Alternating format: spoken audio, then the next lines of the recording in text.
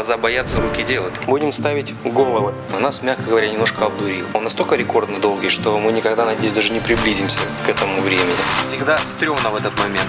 Работает! Оно было занято практически год.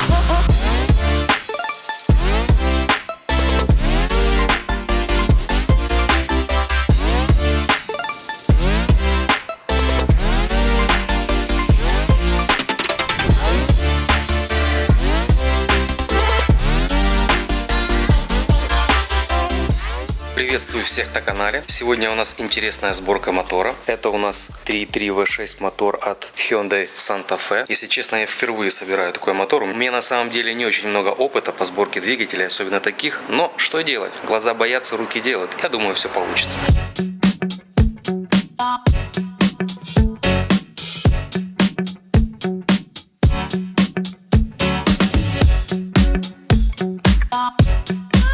Это заняло, конечно, достаточно много времени, но как есть. Блок у нас, блок расточен в ремонтный размер. Вот ремонтные поршни. Шатун, который провернуло, мы заменим на новый, а старые шатуны остались целые, мы их оставим. Вот набор новых прокладочек, здесь весь комплект, и расточенный коленвал в ремонтный размер. Естественно, комплект новых вкладышей и полукольца здесь. Поэтому я сейчас подсоберу низ, проверю все это дело пластик-гейджем, тоже как есть. Ну и посмотрим, как пойдет процесс дальше.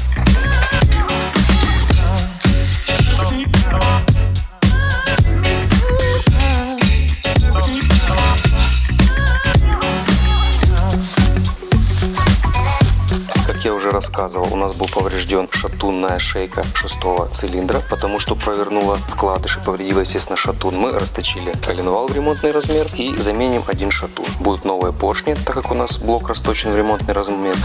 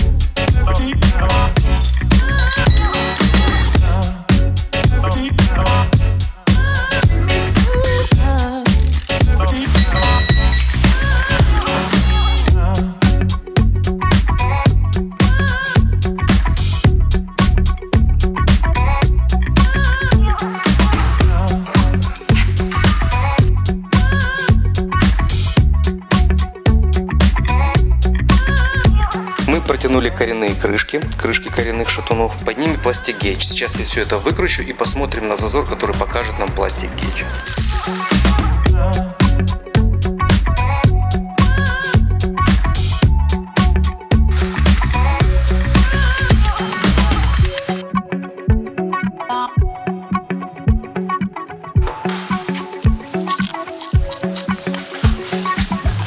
Померили зазорчики пластик-гейджем, все в порядке. Теперь после него вымываем полностью везде пластик-гейдж и собираем финально.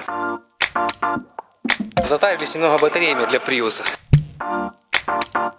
Фух, это было нелегко, но батарей купили кучу. Надеюсь, среди них будет побольше хороших. А то у нас сейчас большая необходимость батарей. Ребята говорят, что они их не тестили. Ну, поверим им на слово, что делать.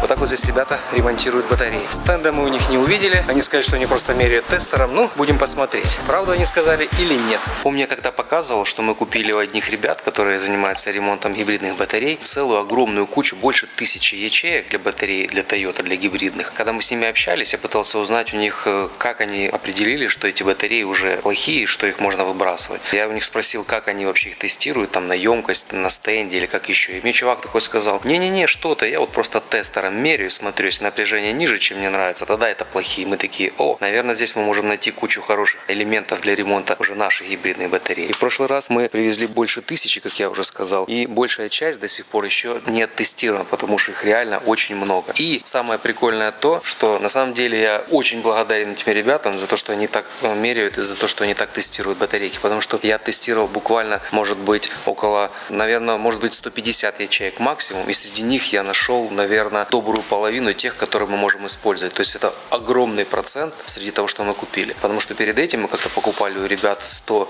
элементов за $400, по-моему. И из них я, по-моему, около 20 или 30 элементов всего лишь отобрал для того, чтобы использовать для ремонта других батарей. А здесь процент хороших просто, ну я не знаю, еще все остальные надо, конечно, дотестировать. Они у нас тут в уголку сложены, я по чуть-чуть отсюда беру и тестирую их. Я надеюсь, что среди этих будет так же самое их много. Но среди тех, что я уже тестировал, их действительно процент хороших очень большой. И это нас очень-очень радует. Поэтому спасибо ребятам за их классный метод тестирования элементов. Нам от этого только-только лучше. Вот тут у нас уже собралась куча ячеек, которые надо просто уже на утилизацию. А здесь тоже идет сортировочка разная. И вот на стенде мы постоянно занимаемся тестированием батарей. А некоторые ребята тестируют просто мультиметром, меряя напряжение. Меня, конечно, всегда это удивляло, кто вообще дал такую информацию, что напряжение на ячейке как-то может сказать о ее емкости или вообще. Потому что ты, когда тестируешь элементы, должен кроме емкости еще посмотреть на график падения напряжения при разряде. Это тоже очень важно, потому что бывает у батарейки есть емкость, вроде как бы по факту, но просадка по напряжению слишком высокая, и сама кривая графика очень неправильная, и очень большой разбег среди ячеек получается при нагрузке, при разряде батареи. Как бы тут много тонкостей и нюансов есть. Некоторые люди вот просто с помощью тестера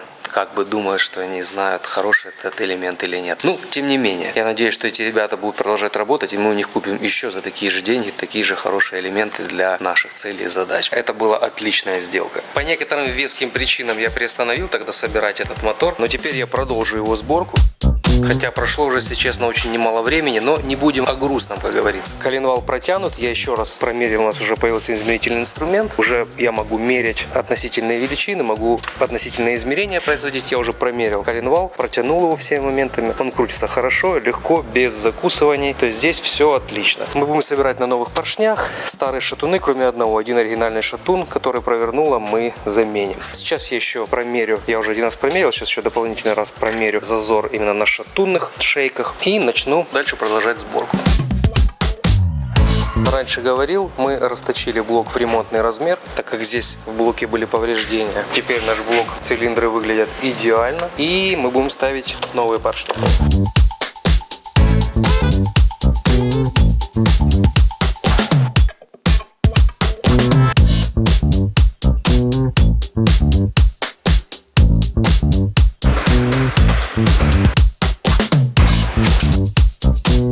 Один из шатунов мы будем ставить новый. Он оригинальный, но немного другого дизайна. Я взвесил, и он на несколько грамм отличался. Поэтому я его немного на наждаке подогнал по весу. И теперь он один в один с оригинальным, который стоял старый. Один в один. Так что все должно быть хорошо и не должно быть никаких лишних вибраций. И разбаланса. Поршни у нас ремонтные, не оригинальные. И тоже немного отличаются по весу. Поэтому я все перевзвесил и немножечко вес уравновешу. Потому что даже оригинальные шатуны 1-2 грамма отличаются друг от друга. Поэтому я весь этот вес постараюсь уравновесить еще дополнительно.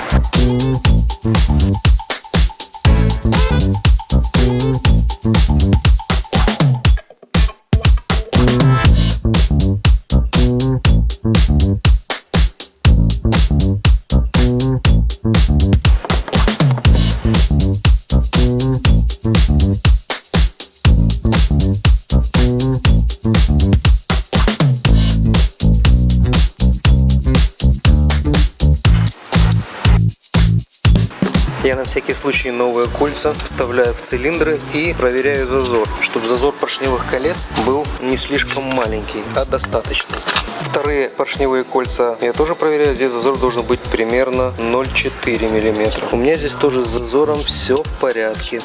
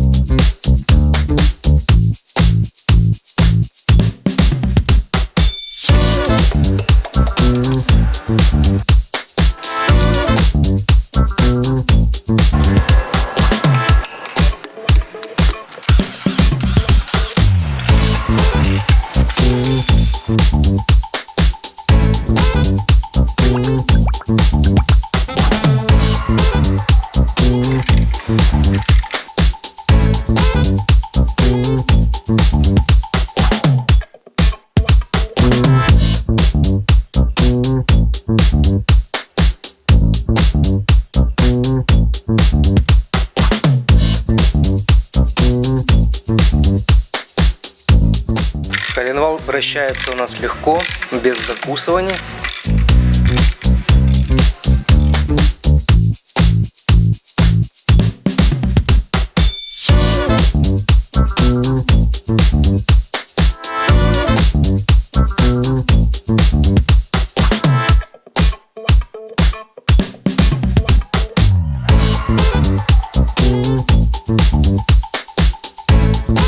Низ у нас собран, переходим к сборке верха. Будем ставить головы. Настя вычистил, обезжирил, приложил прокладочки, чтобы убедиться, что они подходят и они точно такие, как нам нужно. Потому что, к сожалению, иногда бывают такие случаи, что вроде бы кажется, что она похожая, но она где-то чуть-чуть отличается, и потом приходится делать двойную работу. Поэтому лучше проверить сразу. Прокладочки у нас те, что нужно. Я сейчас немного промажу в этих местах герметиков со стороны крышки и буду ставить головы. Головы я тоже уже пролил. Тут пару клапанов мне не нравилось, я их притер. В остальном вся голова хорошо себя показала, то есть все герметично, теперь все в порядке. Поэтому ставим головы. Обязательно смазываем болты ГБЦ смазкой. Я пользуюсь вот такой вот литиевой, она очень неплохо работает. Чтобы болты закрутились хорошо, не скрипели, ничего с ними не происходило, хорошенько их смазываем.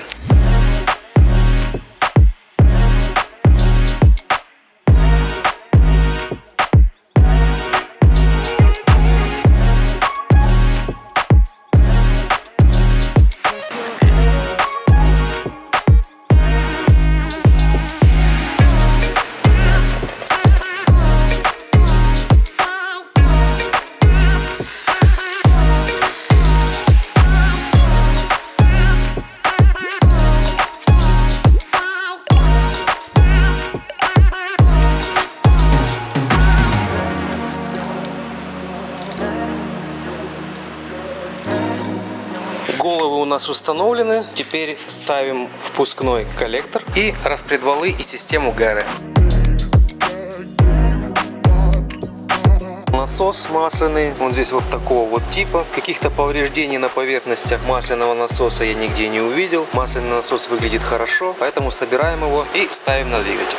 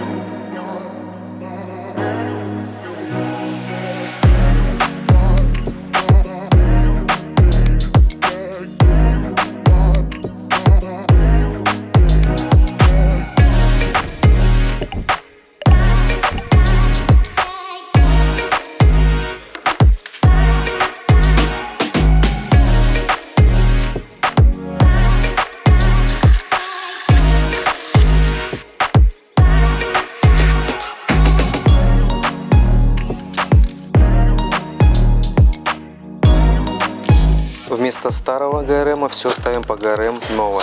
Башмаки, цепи, натяжители.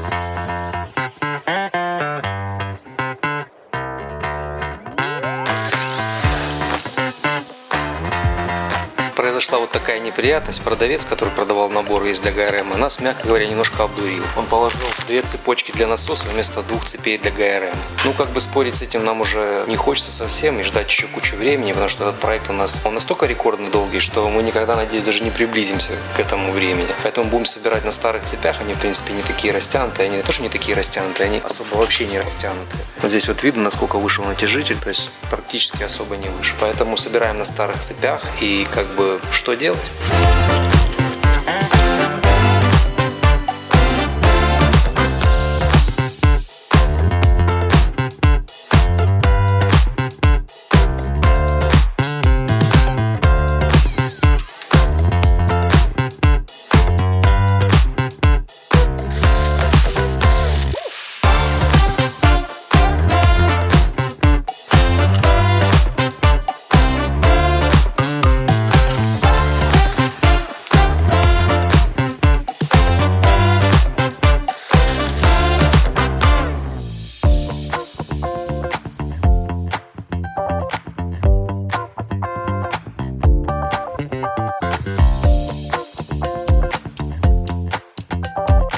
Проверяем меточки, вроде бы все на месте. Сейчас покрутим мотор, чтобы убедиться, что ничто ни за что не цепляется.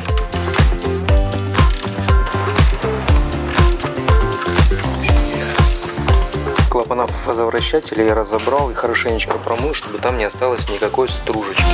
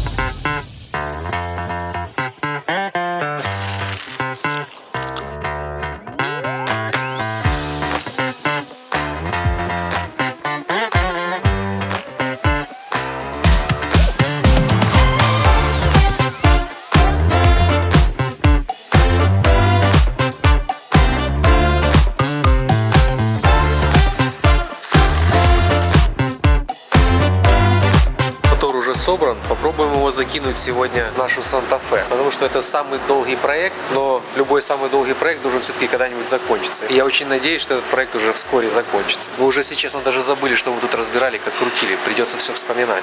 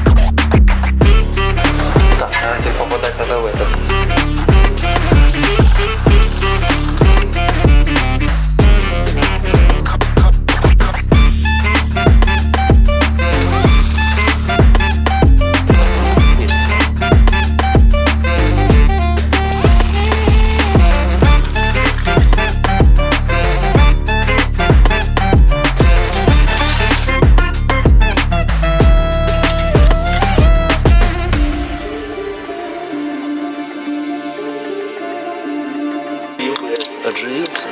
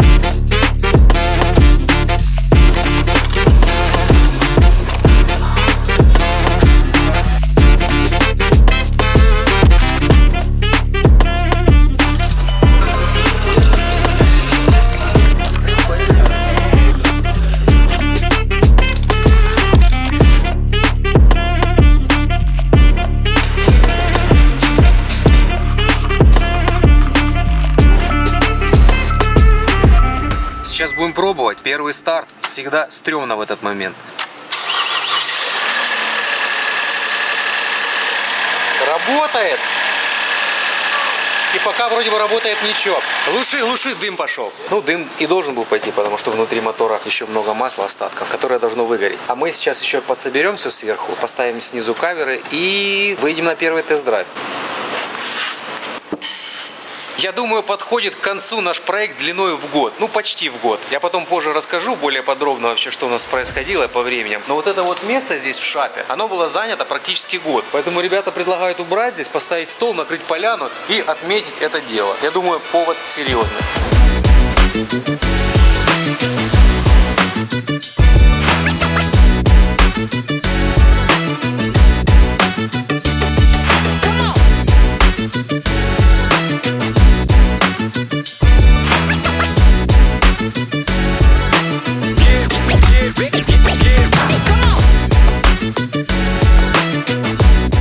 Нужно все-таки, наверное, подытожить, что мы имеем. Про эту машину. Мы можем, в принципе, смело назвать эту машину проект длиной в год. Почему? Потому что, ну, не прям год, но, наверное, около года, как машину Саша эту купил. Она сначала стояла у него, наверное, месяца 2 возле дома. Потом мы все-таки решили ей заняться, перевезли ее в шап, разобрали мотор и потом пошло-поехало. Сначала ребята из Engine Rebuilder сделали очень-очень долго нам блок. Они его растачивали в ремонтный размер. Потом они очень долго, что-то не было, то ли у них, они заказали, долго не приезжали, то ли они неправильно заказали, долго не было поршней. В общем, у Engine Rebuilders этот двигатель, вернее, этот блок ремонтировался, может, надо там месяца 3. Потом была кое-какая проблема с коренными, при протяжке поджимала коленвал. Мы выясняли, почему так происходило. И самое главное, что в перерыве, то есть мы занимались этой машиной постольку-поскольку. Типа, есть время, есть настроение, пошел что-то поделал. Раз уперся во что-то, чего-то не хватает. Окей, хорошо, занимаемся другими проектами, которые более насущные, которые как бы вот сейчас уже принесут какие-то деньги. В таком приоритете это все происходило. Потом уже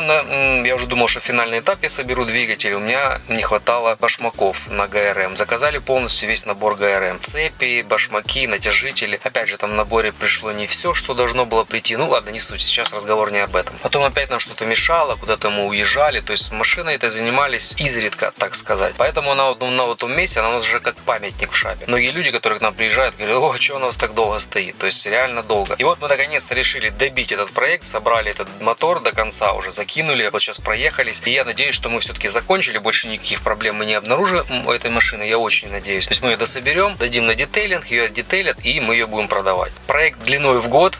Как бы вот такая вот история, такой вот кейс одного из наших ремонтов. Мы как бы в последнее время переходим больше на Теслы и занимаемся, если машинами занимаемся с ДВС, то мы занимаемся гибридными машинами в основном. То есть такая у нас задача. Или Ford Fusion гибридные, или Kia Hyundai гибридные машины, потом Toyota, Lexus гибридные, батареи ремонтируем. А именно вот такие вот большие моторы, я думаю, в будущем, скорее всего, мы брать не будем. Тогда это было интересно, это все-таки V6, 3.3, такие моторы мы никогда не делали. И это был такой отчасти авантюра, эксперимент. Но в принципе, как бы мы добили этот проект, но, конечно, это затянулось во времени на очень-очень долго. Поэтому такая вот машина, я не знаю, может быть, когда она детейлится, я подсниму еще вокруг что-нибудь, потому что она сейчас в пыли, грязноватая, то есть не особо красивая, чтобы попытаться как-то ее показать. Хотя сама по себе машина, в принципе, неплохая. У нее панорамная крыша, у нее 6 мест, сейчас там подсложено, куча всякой фигни валяется, потому что в какой-то момент эта машина чуть ли не как склад использовалась отчасти. Сама по себе, в принципе, машина в свое время неплохая очень. У нее большой мониторчик здесь, у нее звук Infinity, у нее много разных опций, которые могли бы быть у этой машины в то время. То есть она достаточно неплохая, полноприводная. Но, тем не менее, прямо сейчас нам такие машины уже особо не интересны, поэтому этот проект был, можно сказать, таки единственный в своем роде с таким мотором. Но, тем не менее, проект завершен. И я надеюсь, что эта машина тоже вскоре найдет своего нового владельца, который будет ездить на ней и будет ей очень доволен. Всем спасибо за внимание. Решил доснять все-таки Санта-Фе после того, как ее помыли, почистили. Как раз добавлю в это видео. Сейчас выйду просто наверх парковочки, там, где будет посимпатичнее все. Нужно же все-таки, чтобы проект длиной в год завершился как-то покрасивее. Пока серия в монтаже, я решил доснять пару кадров. В общем, вот такой вот автомобиль получился. Сейчас посмотрим, что у нас внутри. Вот так он выглядит. Все чистенько, красивенько. Здесь у нас 6 мест в этой машине. Она в хорошем состоянии, по кузову, никаких повреждений, никаких дентов, ничего такого нет. Когда сложенные, вернее разложенные задний ряд сидений, конечно, места тут немного, но тем не менее, если сложить задний ряд, то места будет достаточно много. Панорамная крыша у нас присутствует, как я уже говорил. Ребята хорошо, отлично отдетейлили машину, все прям чистенько, красивенько, супер. Здесь тоже все замечательно, красивенько. Водительская сидушка больше, конечно, заюзана, но в принципе целенькая.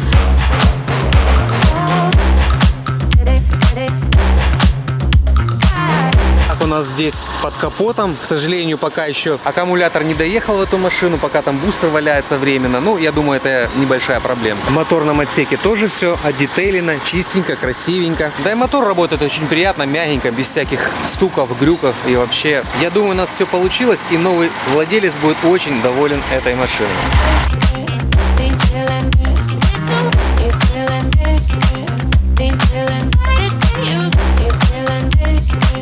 Проект длиной в год наконец-то завершен. Увидимся в следующих сериях.